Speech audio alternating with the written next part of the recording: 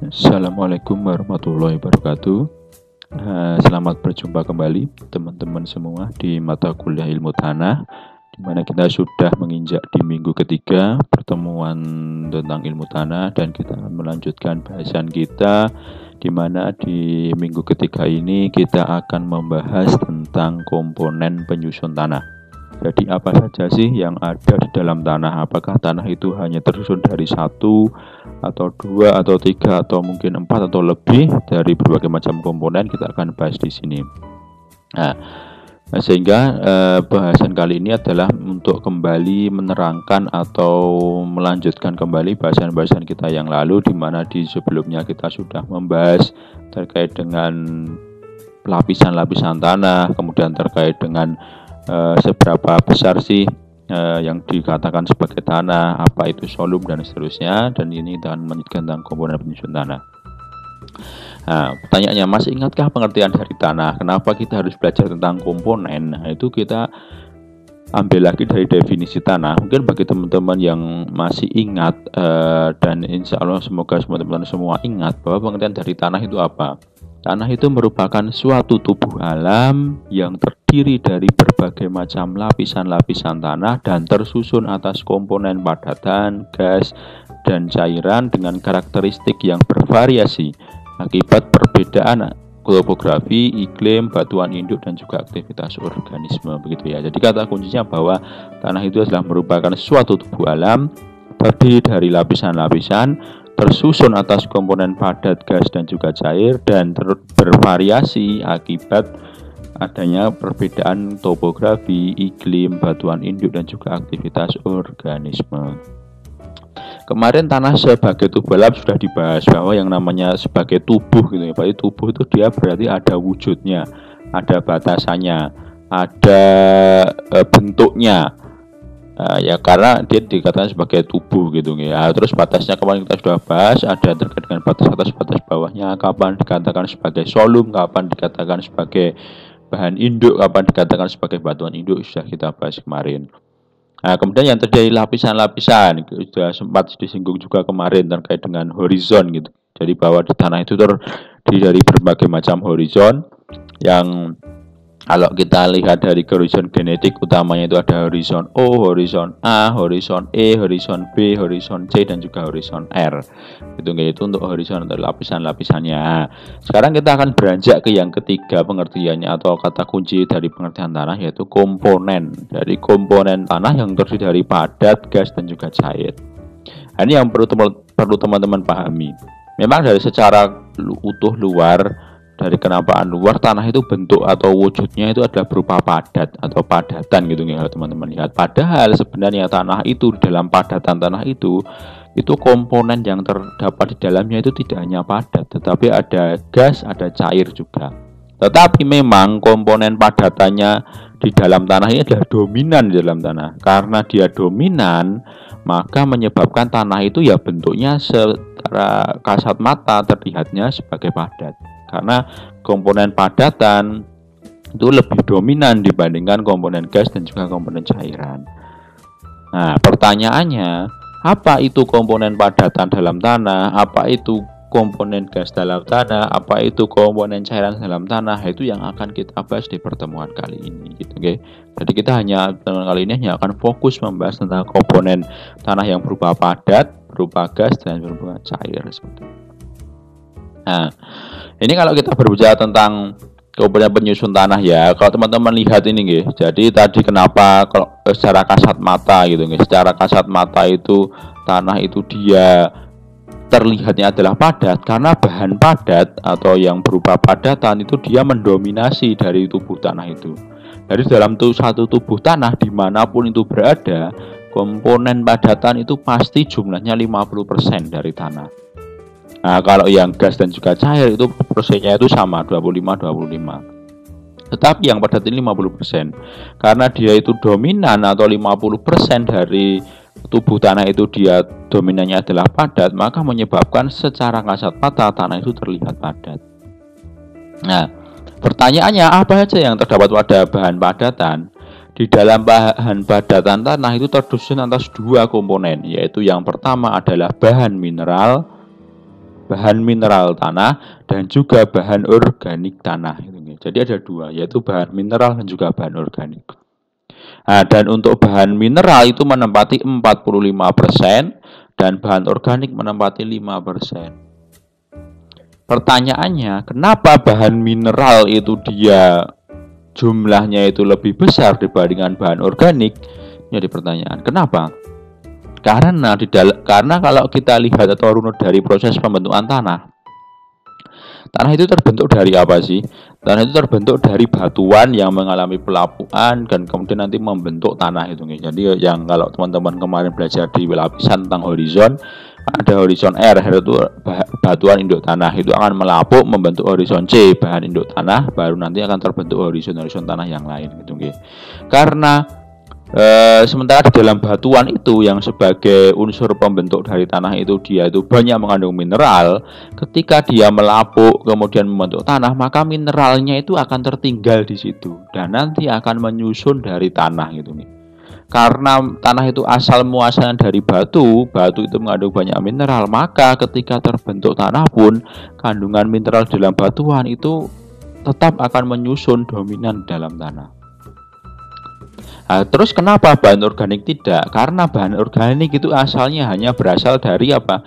Dari seresah-seresah atau dari sisa-sisa tumbuhan yang letaknya nanti menumpuk di atas batuan atau menumpuk di atas horizon C atau bahan induk tanah, sehingga nanti bisa menginput bahan organik dalam tanah. Makanya persentasenya hanya 5% karena sumbernya dari luar gitu ya. Kalau kita cerita dari asal proses sumbernya, bahan mineral itu berasal dari tubuh tanah itu sendiri, dari horizon R, horizon berkembang jadi horizon C karena pelapukan, horizon C nanti terus melapuk sehingga terbentuk horizon A, B dan seterusnya, itu mengandung banyak bahan mineral sehingga sumbernya dari proses terbentuknya tanah sendiri. Tapi kalau bahan organik itu sumbernya dari luar tanah, dari apa? Dari sisa-sisa tanaman, sisa-sisa makhluk hidup yang mati di atas horizon C atau di atas tanah, sehingga menyebabkan banyak bahan organik yang bisa masuk ke dalam tanah. Makanya presentasinya yang sedikit, yaitu 5%.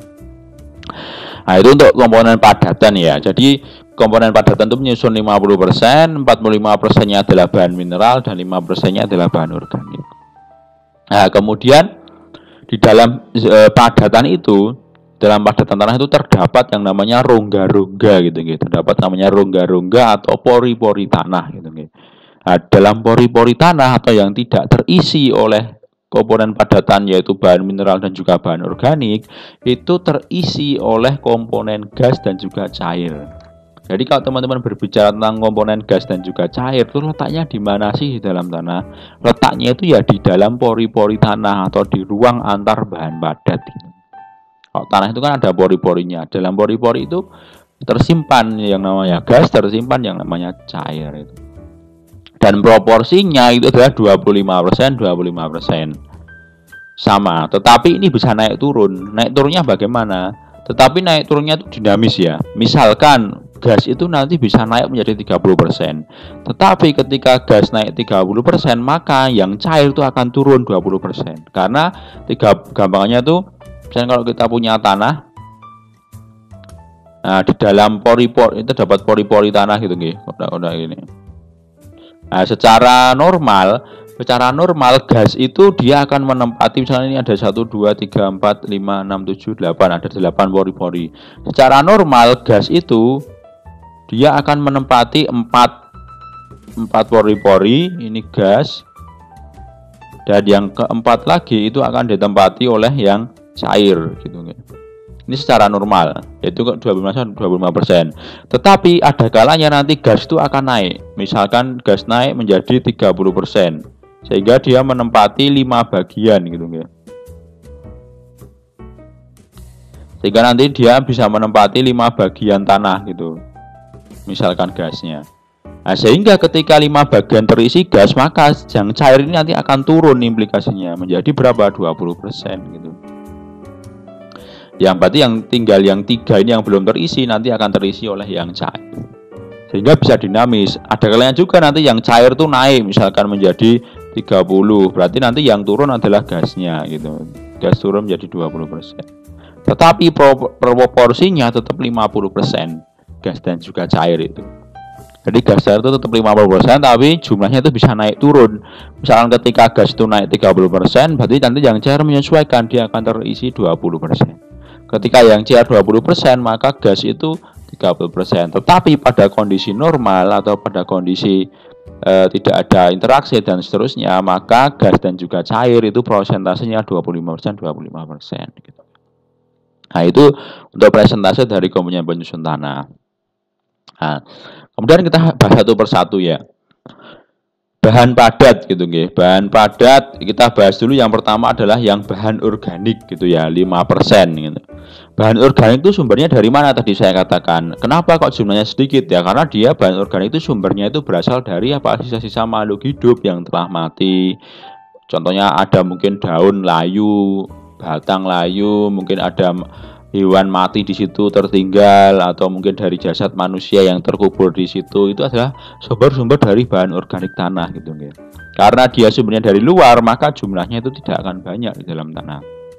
Nah, dan bahan organik ini termasuk salah satu zat yang merupakan penghasil dari humus. Kenapa tanaman itu dia bisa subur ya? Karena kandungan bahan organiknya itu cukup memadai gitu ya, atau cukup untuk bisa tumbuhan itu hidup. Makanya dia dikatakan sebagai humus gitu.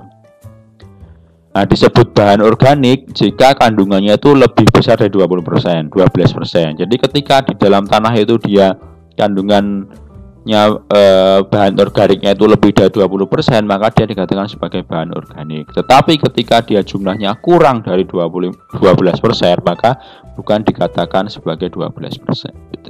Bukan dikatakan sebagai bahan organik. Nah, kemudian mudah terdegradasi oleh iklim gitu guys. Jadi jika banyak udara dan kondisi relatif panas, maka bahan organik itu akan lapuk cepat dan banyak melepas CO2 ke atmosfer. Jadi bahan organik ini nanti akan diolah sebenarnya, akan diolah oleh yang namanya mikroorganisme tanah. Jadi akan diubah oleh mikroorganisme tanah menjadi zat-zat anorganik.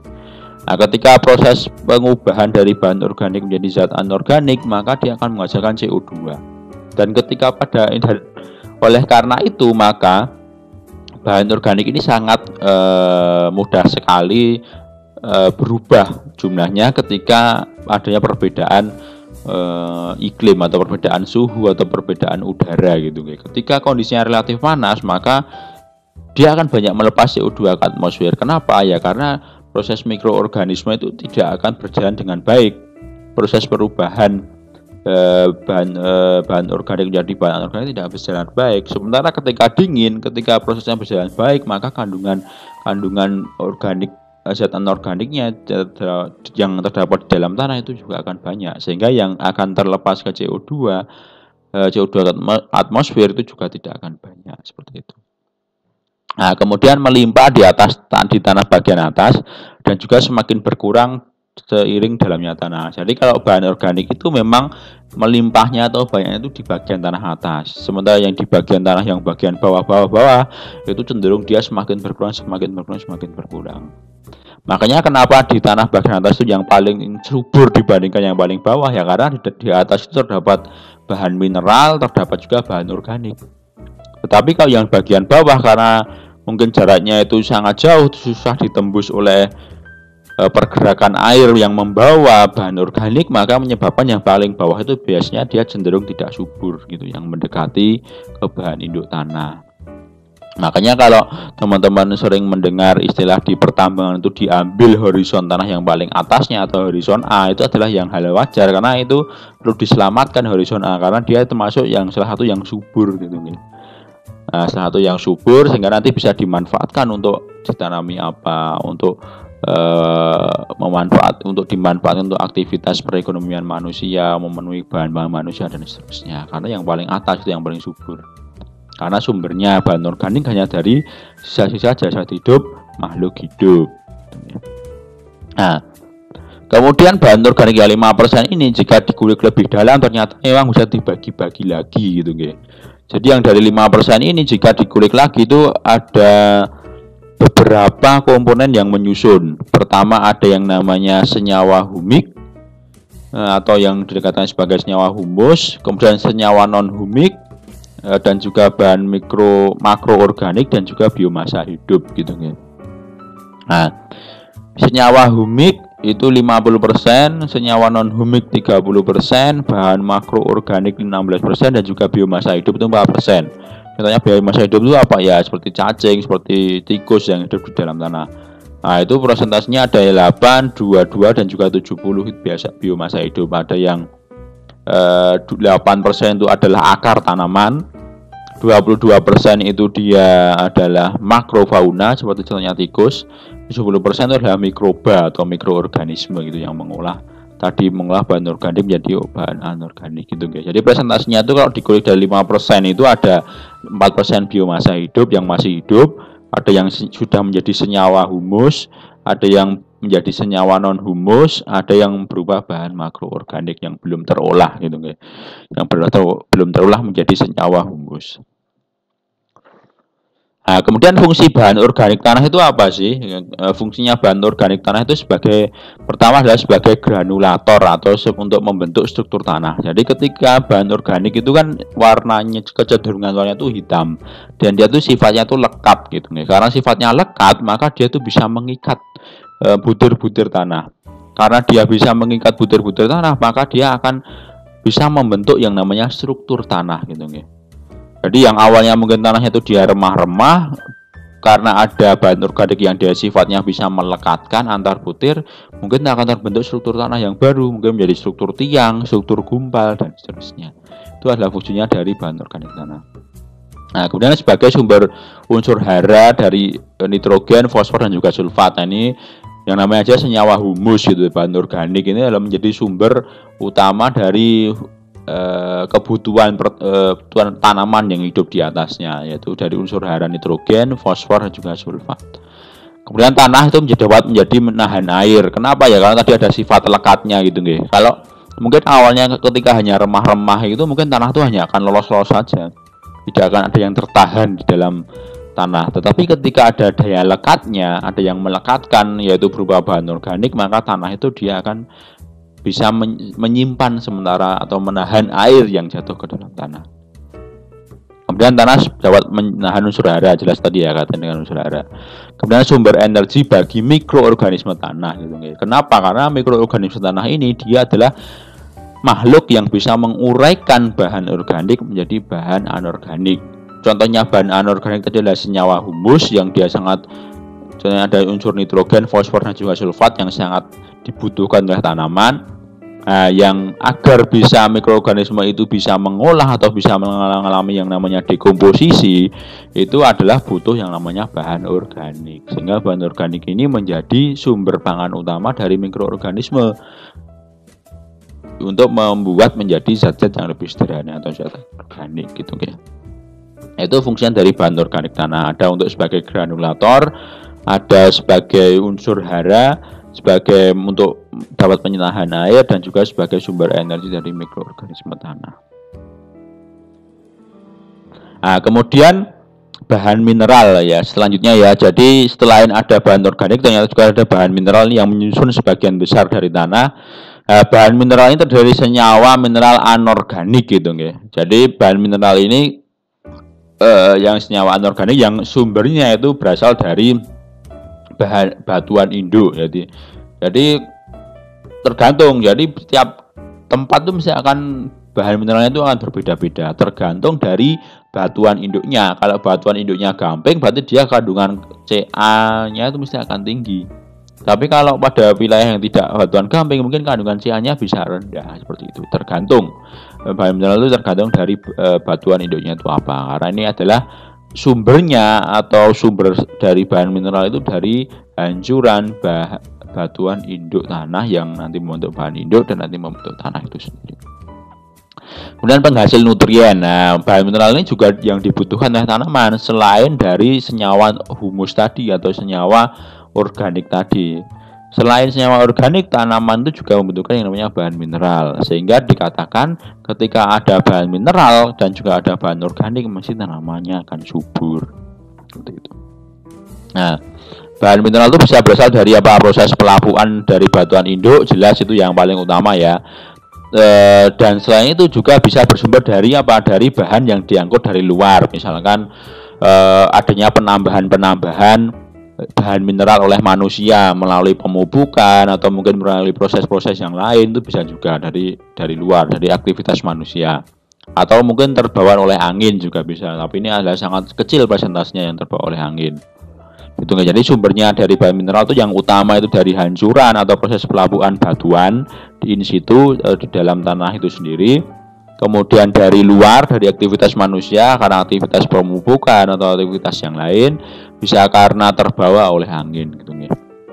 Nah, kemudian dapat dikelompokkan menjadi dua, yaitu yang ada bahan mineral yang mudah lapuk, dikenal sebagai mineral ferromagnesian, dan juga bahan mineral yang tidak mudah lapuk, dikenal dengan aluminiosilikat gitu ya. Jadi kalau yang ferromagnesian itu dia mudah lapuk bahan mineralnya, kalau yang tidak mudah lapuk adalah aluminiosilikat. Sehingga teman-teman nanti bisa lihat ketika di tanah itu masih banyak sekali terdapat di mungkin horizon C itu masih banyak bongkah-bongkah batuan besar, kemungkinan bahan mineral yang terkandung di dalam tanah itu dia dominannya adalah yang aluminiosilikat. Kenapa? Karena dia bahan mineralnya itu susah hancur atau tidak mudah lapuk. Tapi kalau dia banyak sekali yang dominan di horizon C itu batuannya itu tinggal kerikil-kerikil kecil, dia mungkin kandungan bahan mineralnya itu dia yang mudah lapuk atau yang mineral ferromagnesian seperti itu. Nah, pelapukan bahan mineral ini menyebabkan kandungan unsur hara itu menjadi sangat tinggi gitu nggih. Dan di kandungan bahan mineral itu terbagi menjadi dua, ada mineral primer dan juga mineral sekunder. Sama seperti nanti ketika kita belajar batuan gitu nggih, di batuan itu ada dikenal dengan istilah mineral primer dan juga mineral sekunder gitu nggih. Nah, ini beberapa unsur mineral primer ini saya berikan tanda merah, ada kuarsa, ada feldspar, orthoklas plagioklas, ada muscovite, biotit mica, amfibol, piroksin, itu termasuk salah satu unsur mineral primer, dan yang lain seperti kalsit, dolomit, apatit, teleusit termasuk yang sekunder.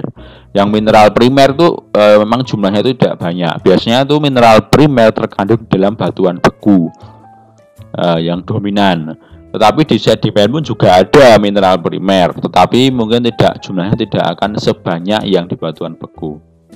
Makanya nanti kalau teman-teman lihat, misalkan dari tanah itu dia berasal dari batuan beku, mesti kandungan mineral primernya akan lebih banyak dibandingkan mineral sekundernya. Tapi kalau dari sedimen, kemungkinan mineral sekundernya yang akan lebih banyak. Jadi saya contohkan misalkan pada wilayah yang batu gamping, mesti kandungan Ca dalam tanah itu akan tinggi. Kenapa? Karena kandungan kalsitnya kan gamping itu kan CaCO3, makanya Ca-nya akan tinggi. Makanya mineral sekundernya akan lebih banyak. Tapi pada batuan beku mungkin yang banyak itu kuarsanya, mungkin atau amfibolnya atau piroksinnya dan seterusnya, itu bisa dilihat di situ. Nah, ini contoh dari mineral primer dan juga mineral sekunder. Ini ada mineral primer, ada kuarsa, bentuknya seperti ini. Nanti akan lebih lanjut dipelajari mungkin di mineralogi petrografi. Ini ada orthoklas, ini ada plagioklas, ini ada biotit, mica, hornblende, augit, kalsit dan juga hematit. Nah, dan biasanya mineral ini juga yang bisa mewarnai dari tanah gitu nggih. Misalkan kandungan mineralnya itu dia banyak sekali kalsit, maka tanahnya itu mesti dia akan ada unsur warnanya itu menjadi cerah karena kalsit itu warnanya putih kan seperti itu. Kalau kandungan hornblende-nya tinggi, dia cenderung akan lebih gelap. Itu bisa terjadi. Atau kandungan besinya tinggi, dia akan kemerahan dan seterusnya. Itu nanti akan kaitannya dengan mineral warna tanah juga. Dia akan lebih lanjut dibahas di sifat fisik kaitannya dengan warna. Nah, kemudian apa pembeda mineral primer dan juga mineral sekunder di tanah? Nah, kalau mineral primer di tanah itu biasanya berada pada fraksi pasir atau debu. Jadi bentuknya mineral primer itu biasanya dia berupa bongkah-bongkah yang ukurannya besar. Gitu guys. Kalau teman-teman nanti coba, nanti akan dibaca lebih lanjut di mineralogi ya mungkin. Kalau yang fraksi debu dan juga pasir itu dia ukurannya itu bongkah-bongkah. Kalau teman-teman bisa lihat ya, pasir itu kan dia ukurannya itu besar-besar. Biasanya mineral primer itu tersusun atau menyusun atau ukurannya di dalam tanah itu dia ukurannya cukup besar. Nah, kemudian sumbernya itu berasal dari batuan, ditentukan oleh komposisi mineral bahan induk dan juga tingkat pelapukan. Karena mineral primer ini hanya sedikit jenisnya, maka dia memang sumbernya dari batuan. Mineral yang paling umum ditemukan adalah kuarsa. pada tanah tua feldspar dan mica yang dominan gitu nggih. Kemudian pengaruh pada sifat fisik tanah itu retensi airnya rendah dan drainasenya cepat jika pasirnya dominan gitu nggih. Karena apa? Karena misalkan kalau kandungan mineral primernya banyak, maka kandungan pasir atau butir-butir tanah itu menjadi sangat banyak sehingga kemauan untuk menyimpan tanahnya menjadi sangat rendah gitu. Jika debu dominan, ruang pori sedikit sehingga airannya terhambat sehingga mudah terjadi genangan. Nah, ini berbeda sekali. Nah, kalau yang sekunder itu dia ukurannya lebih kecil, yaitu berada pada fraksi liat. Liat itu dia ukurannya mungkin berapa mikron, hanya kecil-kecil ya, sehingga poripornya akan kecil. Nah, berasal dari mana kalau mineral sekunder? Dari proses pembentukan tanah gitu guys. Jadi mineral berasal dari pelapukan mineral primer gitu guys. Jadi yang kenapa kok dikatakan sebagai mineral sekunder? Karena dia mineral itu terbentuk akibat proses lanjutan dari mineral primer gitu guys. Jadi asal muasalnya dari semua mineral itu adalah mineral primer yang jumlahnya itu hanya kalau nggak keliru 7 atau 8 gitu ya. Nah, dari 7 8 ini nanti bisa berkembang menjadi mineral-mineral sekunder yang lain. Nah, karena di tanah itu juga sama. Kenapa terdapat mineral sekunder ya? Karena dia berasal dari proses pembentukan tanah. Tadi hasil hancuran atau pelapukan dari mineral primer. Ukurannya sangat kecil, yaitu ukuran dari 2 mm. Dan juga nanti kaitannya kalau tadi yang mineral primer itu mempengaruhi sifat fisik dominannya, kalau yang mineral sekunder ini biasanya mempengaruhi sampai ke sifat fisik dan juga kimia. Seperti jerapan kation anion dan juga pestisida. Nanti akan lebih banyak dibahas di sifat fisik dan juga sifat kimia. Nah, dapat terbagi jadi 2, yaitu ada yang mineral sekunder yang non silikat dan juga ada yang silikat, ada yang mengandung silika dan ada yang tidak mengandung silika. Kalau yang mengandung silika contohnya adalah kalsit hematit. Kalau yang tidak mengandung silika ada kaolinit. Kaolinit ada yang sering digunakan atau sering digunakan untuk sebagai bahan untuk membuat genteng, gerabah gitu, kaolinit. Kemudian ada monmolilonit. Monmolilonit ini adalah termasuk lempung yang pekat gitu nggih. Lempungnya pekat ini biasanya pada wilayah-wilayah yang mudah longsor. Biasanya yang tanah-tanah yang mudah longsor adalah kandungan tanah yang memiliki kandungan monmolilonit sangat tinggi gitu nggih. Dan juga ada ilitit gitu nggih. Hanya ada mineral primer dan juga mineral sekunder. Bedanya kalau primer itu dia pada fraksi pasir dan juga debu, kalau yang sekunder pada fraksi liat. Nah, ini kemarin juga sudah sempat saya singgung karena ada dalam tanah itu ada kandungan bahan mineral dan juga bahan organik, maka di tanah itu dikenal ada istilah tanah organik dan juga tanah mineral. Kalau tanah mineral itu ada tanah yang sering kita temukan di lapangan, yaitu kandungan mineralnya itu proporsinya lebih besar dari 80 dan bahan organiknya yaitu sekitar 20. Nah, tadi kalau kita lihat presentasinya kan 45% gitu dikatakan sebagai tanah mineral. Tetapi jika kandungan bahan organiknya itu dia lebih dari 20% dan kandungan mineralnya itu cukup rendah, maka tanah itu dikatakan sebagai tanah organik. Dan tanah organik ini hanya ditemukan pada wilayah-wilayah tertentu saja, seperti pada lahan gambut, tanah organosol, tanah histosol dan seterusnya. Dan paling banyak itu ditemukan di lahan gambut, karena di situ terdapat banyak sekali bahan organik di situ atau kelebihan bahan organik namanya seperti itu. Nah, kemudian selanjutnya setelah kita membahas tentang yang komponen padat, kita bahas yang letaknya di pori-pori tanah. Pertama adalah komponen yang namanya udara gitu ya. Udara tanah itu dia menempati yang namanya pori-pori makro antara agregat sekunder tanah gitu ya. Jadi ketika tanah itu dia terdapat pori-pori, di dalam tanah itu pori-pori itu dikenal ada 2, ada pori makro dan juga pori mikro. Nah, pori makro nanti akan diisi oleh udara tanah gitu ya. Kalau yang pori mikro akan diisi oleh air gitu.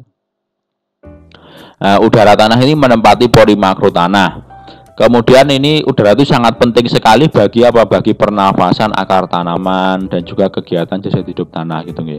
Karena di dalam tanah itu dia banyak sekali akar tanaman, banyak sekali mungkin makhluk hidup yang hidup di situ, banyak sekali mikroorganisme, menyebabkan udara di dalam tanah itu juga penting karena menyebabkan mereka perlu bernafas juga. Jadi akar itu perlu bernafas, mikroorganisme perlu bernafas, mungkin makrofauna seperti cacing, seperti tikus perlu bernafas. Maka di dalam tanah itu ada kandungan udaranya yang tersimpan di dalam pori makro tanah. Tetapi karena kandungan, walaupun memiliki kandungan udara, tetapi jumlah persentase di dalam tanah udaranya itu berbeda dengan yang ada di atmosfer gitu nih. Kalau udah jadi kandungan, bedanya apa? Kalau di udara kita, di udara atmosfer itu oksigen dan juga karbon dioksida itu persentasenya jumlah besar yang mana? Besar yang oksigen, CO2-nya rendah. Tetapi kalau di tanah itu kebalikannya, oksigennya itu cenderung lebih rendah dibandingkan yang CO2. CO2-nya itu lebih tinggi dibandingkan oksigen. Kenapa? Karena CO2 ini nanti yang banyak nanti diserap oleh akar tanaman, digunakan untuk fotosintesis dari tanah. Nah, dan kemudian udara tanah mengandung uap air. Uap airnya itu lebih besar, sehingga kandungan RH-nya biasanya itu akan lebih besar. Gitu ya. Jadi tanah itu kenapa kok kelembabannya itu bisa juga mendekati 100%, karena ya kandungan uap air di dalam udara tanah itu juga cukup banyak. Nah, tidak selalu menempati pori makro, tetapi bergantian dengan lengas tanah itu ya. Tadi yang katanya dengan air, sudah saya sampaikan di awal bahwa yang namanya udara dan air ini jumlahnya nanti bisa dinamis naik turun. Ketika mungkin udaranya itu meningkat, bahkan nanti mengisi pori-pori mikro di dalam tanah yang dia tempatnya di air, itu bisa terjadi. Misalnya tadi menjadi 30%, maka yang kandungan airnya itu akan turun menjadi 20% gitu. Nah, kemudian berasal dari mana udara itu? Berasal dari atmosfer, dari pertukaran atau dari fiksasi antara tanah dan juga atau difusi antara udara di dalam tanah dengan atmosfer, itu juga bisa saling bergantian. Dari proses kimia yang di dalam tanah itu sendiri, contohnya dari dekomposisi tadi, dari proses pengubahan bahan organik jadi senyawa anorganik, itu akan menghasilkan CO2. Itu bisa dari proses kimia. Dan atau kegiatan biologi tanah itu bisa juga. Misalkan ada zat hidup yang mati, itu dia kandungan bahan organiknya ada karbon, ada oksigen dan seterusnya. Nanti bisa terlepaskan dalam tanah. Ya, komposisi udara tanah tergantung pada proses biologi dan juga kemudahan tukar menukar atau fiksasi dengan udara, sehingga di setiap tempat kandungan udara di dalam tanah itu mesti akan berbeda-beda. Tetapi dominannya atau mayoritasnya akan seperti ini kandungan dalam tanah itu, volumenya. Nitrogennya 75-11%, O2-nya 28-0%, CO2-nya 2-20, banyak CO2-nya ya. CH4 17-73, H2 0,22 gitu guys. Sehingga di setiap tempat itu kandungan udaranya itu akan berbeda-beda tergantung dari proses biologi yang terjadi dalam situ. Berkait dengan kemudahan fiksasi antara tanah dan juga udara, itu juga akan berpengaruh seperti itu. Nah, kemudian air. Nah, yang terakhir air ya. Air itu dia menempati pori mikro gitu guys. Tadi kalau yang tanah itu udara itu menempati pori makro tanah, kalau yang air ini menempati pori mikro.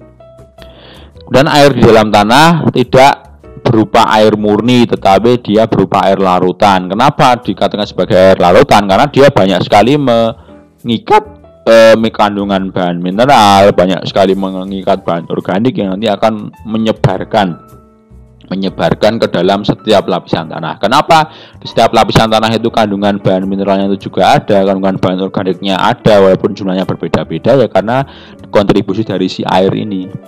Jadi air yang jatuh ke atas tanah, dia melalui perjalanan itu dia akan banyak mengikat mineral-mineral di dalam tanah, sehingga dikatakan airnya itu bukan air murni, bukan murni H2O, tapi mungkin H2OCl, berkaitan dengan Cl, ada H2O misalkan Ca itu berikatan dengan Ca, membawa Ca, karena dia airnya banyak mengandung mineral sehingga dikatakan sebagai air larutan gitu. Kemudian jumlahnya bervariasi tergantung udara tanah, sudah saya jelaskan tadi. Jadi proporsinya itu bisa naik turun dengan udara tanah.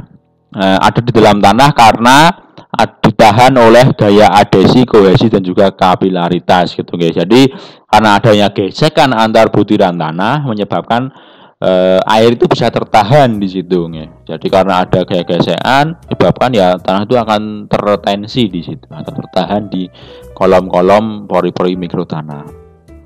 Tertahan oleh lapisan kedap air gitu ya. Jadi ada beberapa batuan yang sifatnya impermeable gitu ya, atau yang sifatnya dia itu tidak bisa mengalirkan dan juga tidak bisa meloloskan air gitu.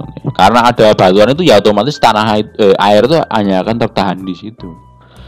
Sehingga ya makanya air itu bisa banyak di situ karena apa? Tertahan oleh lapisan kedap air. Dan juga keadaan drainase yang kurang baik gitu ya. Jadi kalau misalkan sistem drainase atau sistem pelolosan airnya itu kurang baik, maka otomatis jumlah airnya juga akan banyak tertahan di situ. Terus kegunaannya apa air di dalam tanah, yaitu yang paling banyak untuk bermanfaat bagi tanaman ya, sebagai sumber unsur hara tanaman. Jelas tanaman perlu air untuk proses-proses yang ada di dalam tanaman agar tidak layu dan seterusnya, sebagai pelarut unsur hara dan juga bagian sel tanaman gitu ya. Jadi fungsinya kenapa tanaman itu butuh air ya untuk melarutkan unsur hara tadi. Jadi unsur hara yang diserap oleh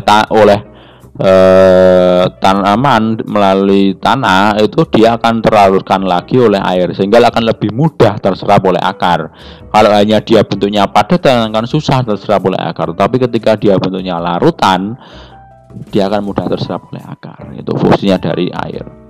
Komposisi air dan juga udara tergantung pada pergerakan air tanah, kapiler, gravitasi dan juga higroskopis gitu. Jadi kalau di dalam air tanah itu kan ada istilah air kapiler, air gravitasi dan juga air higroskopis. Air kapiler itu apa? Air kapiler itu adalah air yang dia bergerak naik ke atas. Jadi dia mengalami yang namanya kapilarisasi gitu. Kalau teman-teman pernah melakukan percobaan kapilarisasi dulu dengan sumbu dicelupkan air, nanti airnya itu akan naik ke atas. Itu sama seperti itu. Jadi air tanah itu ada yang naik ke atas. Akibat apa? Akibat proses penguapan gitu. Jadi dia akan naik. Itu air kapiler namanya. Air gravitasi apa ya? Kebalikannya, yang turun ke bawah, mengalir ke bawah. Dan juga ada air higroskopis. Air higroskopis itu apa? Air yang tadi tertahan akibat adanya gaya adhesi kohesi atau gaya gesekan antar butir menyebabkan air itu tertahan di situ. Ini namanya air higroskopis. Nah, ini ilustrasi dari keberadaan air ya. Jadi ini misalkan ada pori tanah itu mengandung pori-pori. Nah, tanah itu air itu tersimpan di mana ya? Letaknya di pori-pori itu terikat karena ada gaya kohesi adhesi. Nah, ini namanya air higroskopis.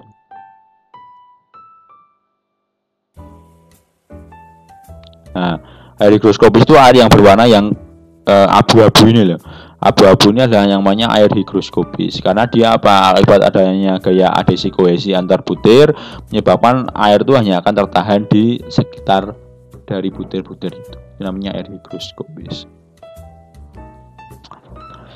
Oke teman-teman, kira-kira itu saja yang saya sampaikan di minggu ini terkait dengan komponen penyusun tanah. Bahwa tadi sudah saya jelaskan bahwa komponen penyusun tanah itu secara umum ada 3 ya. Ada yang namanya komponen padatan, komponen cair dan juga gas.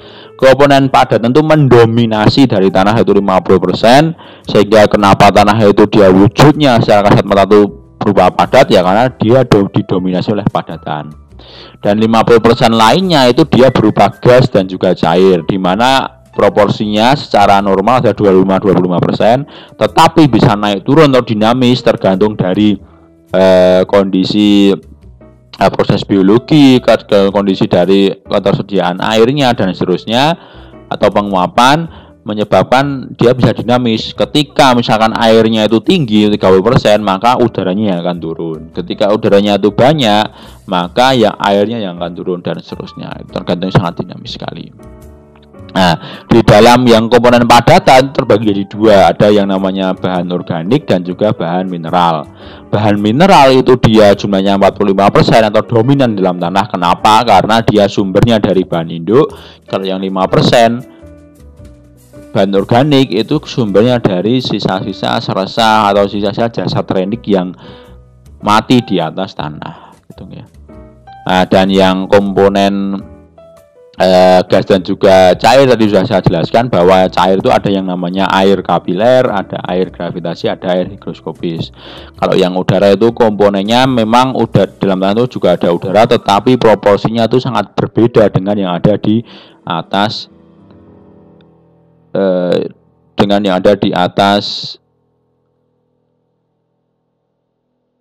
di atas atmosfer, sehingga memang proporsinya kalau di dalam tanah itu dia kandungan CO2-nya itu justru tinggi, tapi kalau di atmosfer itu CO2-nya itu cenderung rendah gitu ya. Oke, itu saja yang bisa saya sampaikan teman-teman. Semoga bisa semakin menambah pengetahuan teman-teman terkait dengan tanah, bahwa tanah itu dia ternyata tidak hanya terdiri padat, tetapi juga ada fase yang namanya gas dan juga cairnya. Gitu yang bisa saya sampaikan. Ada kurang lebihnya saya mohon maaf. Bila itu berwadaya. Wassalamualaikum warahmatullahi wabarakatuh.